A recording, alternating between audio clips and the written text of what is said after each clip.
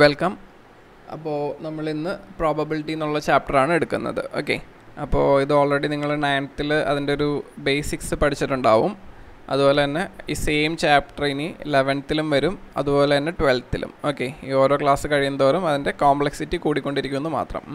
അപ്പോൾ ഈ ഒരു ചാപ്റ്റർ ഒരു കൺസെപ്റ്റ്സ് ക്ലിയർ ആയിട്ട് മനസ്സിലാക്കിയാൽ മാത്രമാണ് അടുത്ത ക്ലാസ്സുകളിൽ വരുമ്പോൾ അത് ഈസി ആയിരിക്കുള്ളൂ. ഓക്കെ, അപ്പോൾ നമുക്ക് പ്രോബബിലിറ്റീനെ പറ്റി പറയാം. അതിന് മുമ്പ് നമ്മളൊരു ചെറിയൊരു എക്സ്പെരിമെൻറ്റ് ചെയ്യാമെന്ന് വെച്ചോ. ഓക്കെ, നമ്മളൊരു കോയിൻ എടുത്തിട്ട് ഒരു 10,000 തവണ ടോസ് ചെയ്യാമെന്ന് വെച്ചോ. ഓക്കെ, അപ്പോൾ നമ്മളൊരു 10,000 ടൈംസ് ഒരു കോയിൻ എടുത്തിട്ട് നമ്മൾ ടോസ് ചെയ്തു. ഓക്കെ, ഇപ്പോൾ കോയിൻ ടോസ് ചെയ്ത് കഴിഞ്ഞാൽ ഒന്നെങ്കിൽ ഹെഡ് വീഴും, ഇല്ലെങ്കിൽ ടെയിൽ വീഴും. ഓക്കെ, ഹെഡ് ഓർ ടെയിലാണ് സംഭവിക്കുകയുള്ളൂ.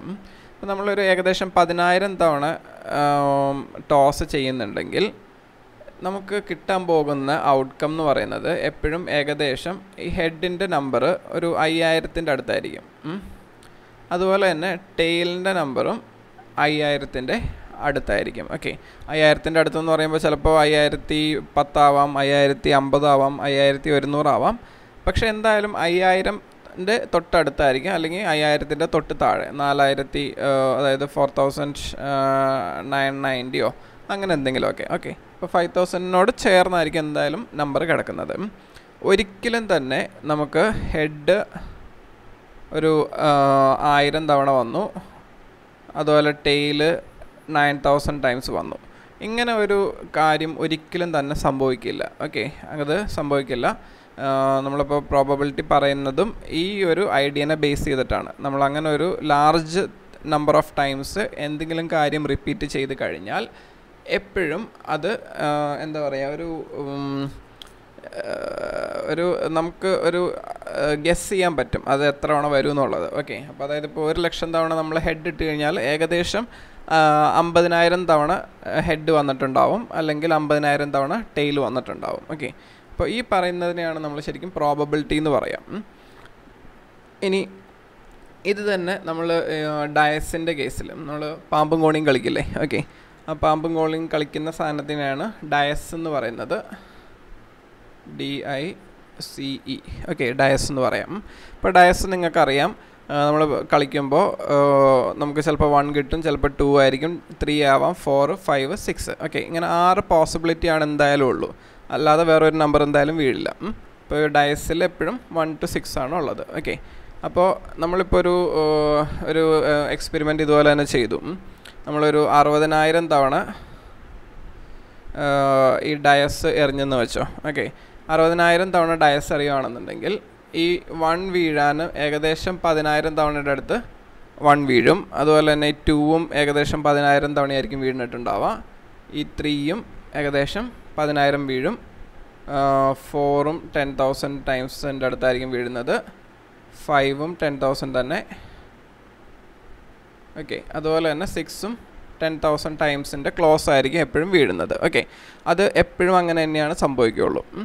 അപ്പോൾ ഇങ്ങനെ ഒരു large number of times repeat ചെയ്യുമ്പോൾ ഈ ഒരു പാറ്റേൺ വരും. അപ്പോൾ ആ പാറ്റേണിനെ പറ്റി പഠിക്കാനാണ്, അല്ലെങ്കിൽ ആ പാറ്റേൺ എത്രയാണ്, അല്ലെങ്കിൽ എത്രയായിരിക്കും ആ നമ്പറിന് നമുക്ക് പ്രോബബിലിറ്റി വെച്ചിട്ട് നമുക്ക് ഗെസ് ചെയ്യാൻ പറ്റും. ഓക്കെ, അപ്പോൾ പ്രോബബിലിറ്റിയുടെ ഒരു ഫോർമുല എന്ന് പറയുന്നത്, അല്ലെങ്കിൽ പ്രോബബിലിറ്റി എത്രയാണെന്ന് കണ്ടുപിടിക്കാനായിട്ട് യൂസ് ചെയ്യുന്നത് ഈ ഒരു റിലേഷനാണ്, അല്ലെങ്കിൽ ഈ ഒരു ഐഡിയ ആണ്. Number of favourable outcome divided by total outcome. Okay, അത് പറയുന്നതിൻ്റെ അർത്ഥം എന്താണെന്ന് വെച്ച് കഴിഞ്ഞാൽ, നമുക്കിപ്പോൾ ഹെഡ് വരാനുള്ള പ്രോബബിലിറ്റി, നമ്മളൊരു കോയിൻ്റെ കേസിലേക്ക് തിരിച്ചു പോവുകയാണ്. ഇപ്പോൾ കോയിൻ ടോസ് ചെയ്യുമ്പോൾ ഹെഡ് വരാനുള്ള പ്രോബബിലിറ്റി എന്ന് പറയുന്നത്, അതായത് P ഓഫ് ഹെഡ് എന്നാണ് നമ്മളതിനെ എഴുതുക കേട്ടോ. പ്രോബബിലിറ്റി ഓഫ് ഹെഡ് എന്നാണ് എൻ്റെ അർത്ഥം. പ്രോബബിലിറ്റി ഓഫ് ഹെഡ് എന്ന് പറഞ്ഞു കഴിഞ്ഞാൽ, നമ്മൾ കോയിൻ ടോസ് ചെയ്ത് കഴിഞ്ഞാൽ എന്താ സംഭവിക്കുക, ഒന്നെങ്കിൽ ഹെഡ് വീഴും, ഇല്ലെങ്കിൽ ടെയിൽ വീഴും. ഓക്കെ, ഈ 2 കാര്യങ്ങളാണ് അവിടെ സംഭവിക്കുകയുള്ളൂ. അപ്പോൾ നമുക്ക് വേണ്ടത് അതിലേതാണ്, ഹെഡ് വീഴുന്ന കേസാണ്. അപ്പോൾ അത് ഒരു രീതിയിലല്ലേ ഹെഡ് വീഴുള്ളൂ. അപ്പോൾ 1 ആണ് ഫേവറബിൾ ഔട്ട്കം എന്ന് പറയുന്നത്. അതുപോലെ തന്നെ ടോട്ടൽ എത്ര രീതിയിൽ കോയിൻ വീഴാം, 2 തവണ, 2 രീതിയിൽ അല്ലേ, അതായത് ഹെഡ് അല്ലെങ്കിൽ ടെയിൽ. ഓക്കെ, അപ്പോൾ പ്രോബബിലിറ്റി ഓഫ് ഹെഡ് എന്ന് പറയുന്നത് 1/2 ആയിരിക്കും, അതായത് 0.5. ഈ പ്രോബബിലിറ്റിയുടെ ഒരു വാല്യൂസിൻ്റെ പ്രത്യേകത എന്ന് പറഞ്ഞു കഴിഞ്ഞാൽ അത് എപ്പോഴും 0 to 1 ഇടയിലായിരിക്കും. ഓക്കെ, 0 to 1 ഒരിക്കലും 0-നേലും താഴെ, അതായത് നെഗറ്റീവ് വാല്യൂ പോകില്ല. അതുപോലെ 1 മുകളിലും ഒരിക്കലും പോകില്ല. ഓക്കെ, അങ്ങനെ 0 താഴെ അല്ലെങ്കിൽ 1 മുകളിലാണ് ആൻസർ കിട്ടുന്നതെങ്കിൽ നിങ്ങളുടെ ആൻസർ തെറ്റിയെന്നാണ് അർത്ഥം. ഓക്കെ, അപ്പോൾ എപ്പോഴും അത് ശ്രദ്ധിച്ചോളണം. 0 to 1. ഓക്കെ, അതല്ലാതെ ഒരു പ്രോബബിലിറ്റി ഇല്ല. പ്രോബബിലിറ്റി എന്ന് പറയുന്നത് ഒരു കാര്യം സംഭവിക്കാനുള്ള ചാൻസ് എത്രയാണെന്നുള്ളതാണ്. നമ്മൾ 50-50 എന്ന് പറയില്ലേ, അതുപോലെ. ഓക്കെ, ഇപ്പോൾ ഈ ഹെഡ് 0.5 ആണെങ്കിൽ അതിനർത്ഥം മാക്സിമം വാല്യൂ 1 ആയിരുന്നു, അതിൻ്റെ ഹാഫാണ് 0.5 എന്ന് പറയുന്നത്. അതായത് 50% ചാൻസ് ഉണ്ട് നമ്മളൊരു കോയിൻ ടോസ് ചെയ്യുമ്പോൾ ഹെഡ് വീഴാമെന്നുള്ളത്. ഓക്കെ, അപ്പോൾ അതിനെയാണ് ബേസിക്കലി പ്രോബബിലിറ്റി എന്ന് പറയുന്നത്, ഒരു കാര്യം സംഭവിക്കാനുള്ള ചാൻസ് എത്രയാണെന്നുള്ളത്. ഇനി നമ്മളിപ്പോൾ ഡയസിൻ്റെ കേസാണെങ്കിൽ, ഡയസിൽ നമ്മളിപ്പോൾ പറയുകയാണ് പ്രോബബിലിറ്റി ഓഫ് ഈവൻ നമ്പർ എന്ന് വെച്ചെന്നോ. Okay, probability even number. Okay, ഡയസിൽ ഏതൊക്കെയാണ് ഈവൻ നമ്പേഴ്സ് വരുന്നത്? ഇവിടെ 2 എന്നുള്ളതൊരു ഈവൻ നമ്പറാണ്, 4 എന്നുള്ളത് ഈവൻ നമ്പറാണ്, അല്ലെങ്കിൽ 6 എന്നുള്ളത് ഈവൻ നമ്പറാണ്. അപ്പോൾ നമ്മൾ നോക്കിക്കഴിഞ്ഞാൽ മൊത്തം 3 പോസിബിലിറ്റിയാണുള്ളത്. ഓക്കെ, ഈവൻ നമ്പർ ആവാനായിട്ട് 3 ഔട്ട്കമാണ് വരേണ്ടത്. ഒന്നെങ്കിൽ 2 വരണം, ഇല്ലെങ്കിൽ 4 വരണം, ഇല്ലെങ്കിൽ 6 വരണം. ഈ 3-ൽ ഏത് വന്നാലും മതി. ഓക്കെ, അപ്പോൾ അങ്ങനെ വരുമ്പോൾ നമുക്ക് ഫേവറബിൾ ഔട്ട്കം എന്ന് പറയുന്നത് 3 ആണ്. അതായത് 3 രീതിയിൽ അത് സംഭവിക്കാം. നമുക്ക് ഈവൻ നമ്പർ കിട്ടാനായിട്ട് 3 രീതിയിൽ സംഭവിക്കാം. അപ്പോൾ 3 ഡിവൈഡഡ് ബൈ ടോട്ടൽ ഔട്ട്കം എന്ന് പറഞ്ഞാൽ 6 അല്ലേ സംഭവിക്കുക. 6 രീതിയിലാണ് ഡയസ് വീഴാൻ സാധ്യതയുള്ളത്.